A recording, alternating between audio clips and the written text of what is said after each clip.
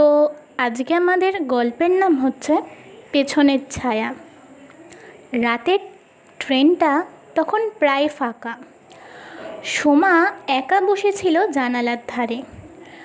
বাইরের অন্ধকার শুধু নিজের মুখটাই আয়নার মতো প্রতিফলিত হচ্ছিল জানালায়। হঠাৎ জানলার একটা মুখ ভেসে উঠল। সোমার পিছনে দাঁড়ানো এক নারীর মুখ। সে আস্তে ঘুরে তাকালো, কিন্তু পুরো কামরায় সে একাই। ঘামতে থাকা সোমা চোখ বন্ধ করে বসে রইল।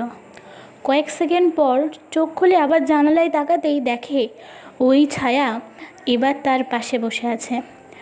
মুখ নেই, কেবল ফাঁকা কালো গ্রহবৎ দুটি চোখের ছায়া।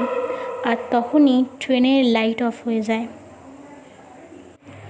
লাইট জ্বলে উঠতেই তখন সোমার আশেপাশে কিছু দেখতে পেল। সকাল হতে সোমা বুঝতে পারল না যে সেটা তার স্বপ্ন নাকি সে সত্যিই সেদিন ট্রেনে কাউকে দেখেছিল। তো এই গল্পটা আমার বানানো। তোমাদের যদি ভালো লাগে তো এরকম গল্প আমি আরও বলবো।